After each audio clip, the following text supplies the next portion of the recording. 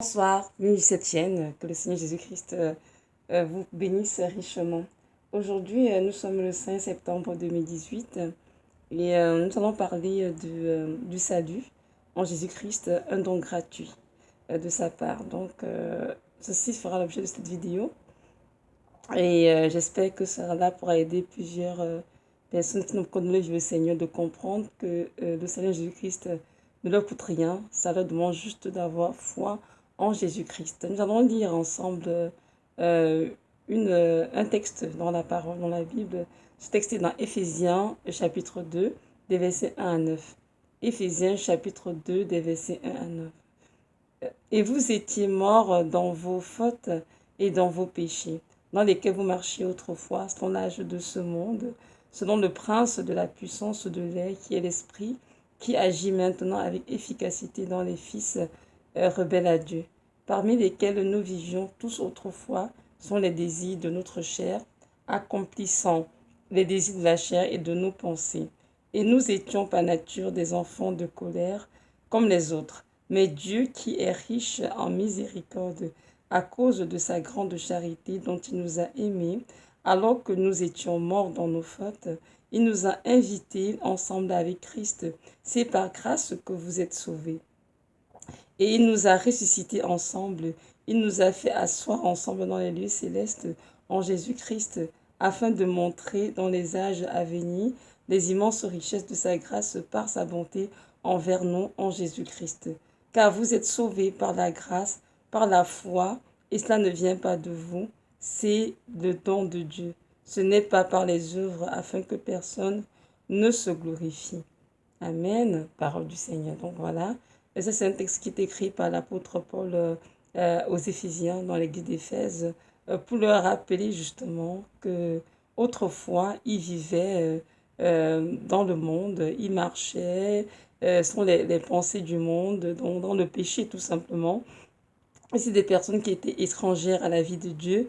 Et il leur rappelle de ne pas oublier que n'est pas à cause de leurs œuvres qu'ils ont été sauvés, mais c'est uniquement par la grâce de Dieu, à cause de son amour ineffable envers l'être humain, qu'ils ont été sauvés. Et c'est important de rappeler cela parce que il y a beaucoup de religions sur cette terre qui prône vraiment le bonheur par les œuvres. Donc, si tu fais ceci, tu seras heureux. Si tu fais cela, tu auras ci. Si tu fais ceci, tu auras ça. Mais le salut en Jésus-Christ est un don gratuit venant de Dieu. C'est Dieu qui, dans son amour inconditionnel envers l'être humain, qui a décidé lui-même d'offrir son Fils comme victime expiatoire à la croix de Golgotha pour les péchés de l'humanité entière, afin que tout homme qui croit en lui ne périsse point, mais qu'il ait la vie éternelle. C'est la raison pour laquelle il écrit en Jean 3, verset 16, Dieu a tant aimé le monde qu'il a donné son Fils unique, afin que quiconque croit en lui ne périsse point, mais ait la vie éternelle. Donc, comprenons bien que le salut en Jésus-Christ ne dépend pas de nos œuvres. Cela veut dire quoi? Donc, il y a des personnes qui, ici-bas, lorsqu'on leur parle du Seigneur, vraiment de l'œuvre du Seigneur, ces personnes vont te dire, mais non, je suis une bonne personne, je fais de l'aumône, je donne de l'argent dans les œuvres de charité, j'aide beaucoup les personnes, je suis une personne gentille, je viens de me reprocher, j'ai ma vie tranquille, je fais de mal à personne. Mais je vais vous dire que ces choses que vous faites de bien ne vous sauveront pas. Et seule la foi en Jésus qui se sauve.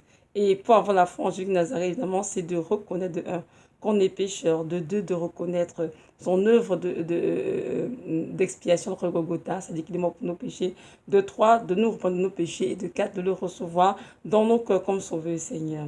Donc, et on le fait gratuitement, il n'y a pas d'argent à donner, il n'y a pas d'œuvre ni d'acte spécifique à poser pour pouvoir recevoir cela. Donc, le Seigneur s'y vient nous rappeler par l'apôtre Paul, justement, comme il a dit verset 4, mais Dieu qui est riche en miséricorde à cause de sa grande charité dont il nous a aimés. Amen. Alors que nous étions morts dans nos fautes, il nous a vivifiés ensemble avec Christ. C'est par grâce que vous êtes sauvés. Donc, c'est par grâce que nous sommes sauvés. Ce n'est pas à cause de nos œuvres, ce n'est pas à cause de notre argent, ni à cause de notre beauté, ni à cause de notre statut social, ou bien notre emploi, ou bien de quelle famille on vient, riche ou pauvre, ou bien de quelle race. Non, ça n'a rien à voir. C'est uniquement par grâce que Dieu nous a sauvés, parce qu'il nous aimait tout simplement. Et il nous a prouvé son amour justement en mourant à la croix pour des pécheurs que nous étions, alors que lui était un homme juste sans péché. Et verset 6 dit, et il nous a ressuscités ensemble et il nous a fait asseoir ensemble dans les lieux célestes en Jésus-Christ. Donc, la personne qui donne sa vie au Seigneur Jésus-Christ, évidemment, il est aussi, il meurt à la croix le Seigneur et il est aussi ressuscité avec le Seigneur, évidemment. Donc, ils ne sont pas, évidemment, c'est spirituel, hein, donc c'est pas physique. Donc, lorsque nous donnons vie au Seigneur, évidemment, la chair doit être complètement crucifiée, c'est-à-dire on peut plus vivre selon les œuvres des personnes de la chair, on a fui le péché, tout ce qui est, comment dirais-je, mensonge, vol, fornication, etc. Et maintenant, ressusciter avec Christ, c'est-à-dire vivre la vie nouvelle que Christ nous donne en marchant dans la lumière, dans la pureté, loin du péché. Donc, c'est ça. Donc, on dit que Dieu a fait cela afin de montrer dans les âges à venir les immenses richesses de sa grâce par sa bonté envers nous en Jésus-Christ. Amen. Donc, évidemment, Dieu est un Dieu tellement bon. Il nous met effectivement cette bonté envers chacun d'entre nous en envoyant Jésus-Christ mourir à la croix de Golgotha pour nous.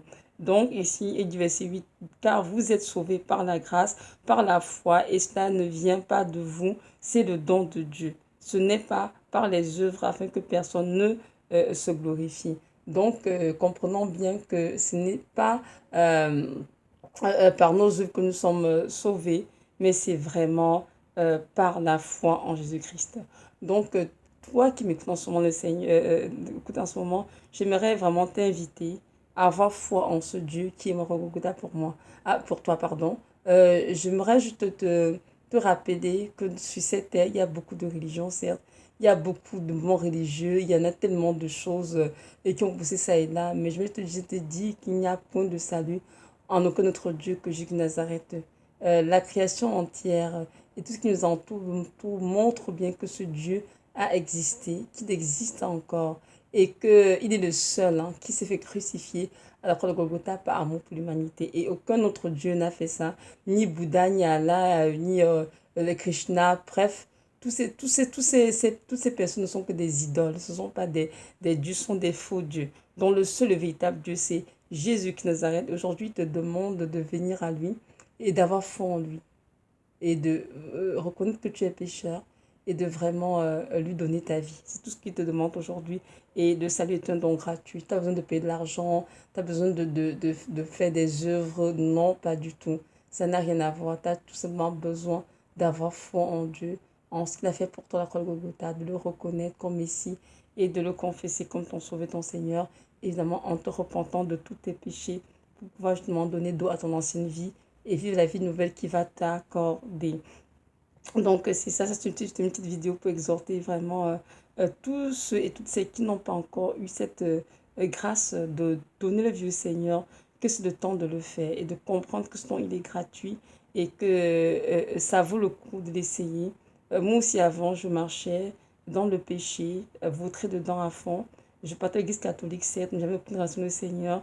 Jusqu'au jour, il m'a rencontré alors que j'étais à l'université et je lui ai donné ma vie, évidemment. Et depuis plus de 15 ans, je marche avec lui et de manière étroite. Et c'est celui qui m'a beaucoup changé, transformé ma vie. Il m'a donné vraiment cette grâce de pouvoir goûter à son amour, à sa bonté, parce qu'il est un Dieu qui nous aime beaucoup. Mais nous devons comprendre que l'amour de Dieu est donné, mais cet amour doit être reçu. Et malheureusement, Jésus-Christ se révèle comme ce Dieu qui aime à beaucoup de personnes, mais beaucoup l'ont rejeté. Ils n'ont pas voulu recevoir son amour alors que Dieu nous appelle tous à recevoir l'amour qu'il exprime pour nous. Donc voilà, c'est ça. J'aimerais juste donc vous encourager, à vous qui écoutez cette vidéo, de ne pas, comment dirais-je, procrastiner, de ne pas fuir le Seigneur, mais au contraire de l'invoquer, poser des vos questions. Et si c'est des questions, il vous répondra certainement. Il est un Dieu fidèle, il est un Dieu qui a vraiment qui nous aime, tous ses enfants, de manière inconditionnelle. Et, mais c'est important de comprendre que les êtres humains sont tous des créatures de Dieu. Et tous les êtres humains sur terre sont des créatures du Seigneur, sont des créatures de Dieu, c'est vrai. Mais pour devenir enfant de Dieu, c'est important de le recevoir dans nos vies, comme Sauveur Seigneur. Donc, si toi qui m'écoutes, tu veux devenir enfant de Dieu, je t'encourage vraiment dès aujourd'hui. Va dans ta chambre, prends un temps et demande-lui, Seigneur Jésus-Christ, si tu existes véritablement, je t'en prie, revêt-toi en moi. Je veux te donner ma vie. Et ce Dieu va se révéler à toi parce que tel est son désir. Il veut que tous les hommes soient sauvés, que tous parviennent à la connaissance de la vérité. C'est quoi la vérité? C'est que Jésus-Christ de Nazareth est le seul Seigneur sauveur qui peut t'arracher de l'enfer, de la mort. Aucun autre Dieu ne peut faire cela. Parce que tous ne sont que de faux dieux. Il n'y a que Jésus-Christ qui peut donner vraiment cette grâce. Non seulement de vivre la vie qu'il a pour toi, d'entrer dans ta destinée, mais aussi d'hériter la vie éternelle. N'oublions pas que c'est la fin des temps. Comme vous voyez bien, des catastrophes qui se multiplient, ça et là, des famines, des guerres, des catastrophes naturelles. Il y en a tellement. Et ça, c'est partout, en Afrique, en Amérique, en Asie, partout en Europe. Comprenons bien que les temps sont périlleux. Oui, les temps vont aller en s'obscurcissant. Ce ne sera pas des temps comment dirais-je, de joie. Non, donc c'est important que chaque être humain ici-bas sache exactement où est-ce qu'il veut passer l'éternité. Si tu passes ton éternité au ciel, près du Seigneur, au paradis, c'est important que tu puisses avoir foi en lui, que tu le reçois dans ton cœur comme ton souhait, ton Seigneur.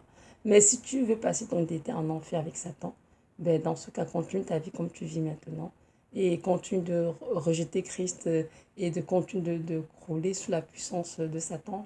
On a dit tout à l'heure, hein, pardon, dans le verset 2, on dit bien dans lesquels vous marchiez autrefois selon l'âge de ce monde, selon le prince de la puissance de l'air, qui est l'esprit qui agit maintenant avec efficacité dans les fils rebelles à Dieu.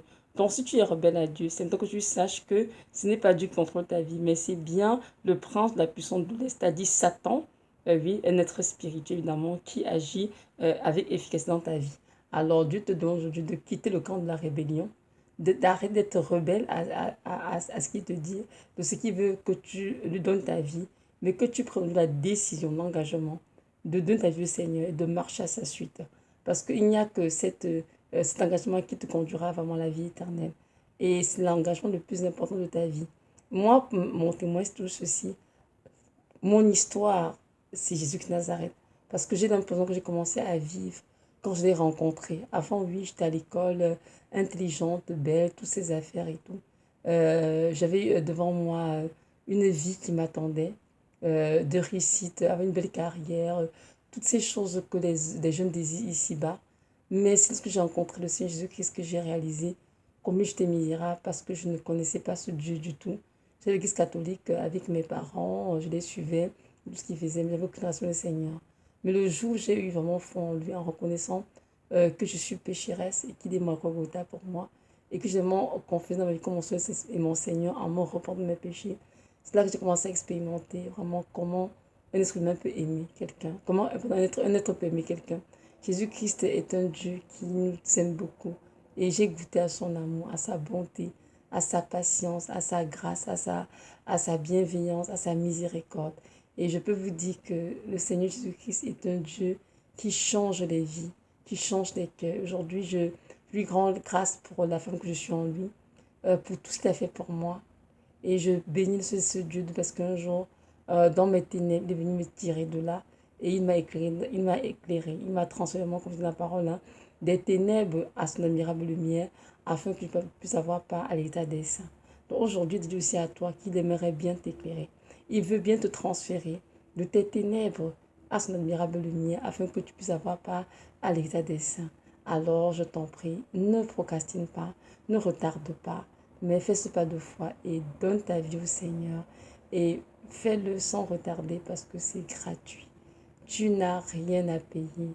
Tu as tout simplement à croire dans ton cœur que oui, il est mort pour toi la croix de Golgotha et confie de ta bouche qu'il est Seigneur et le reçoit dans ton cœur.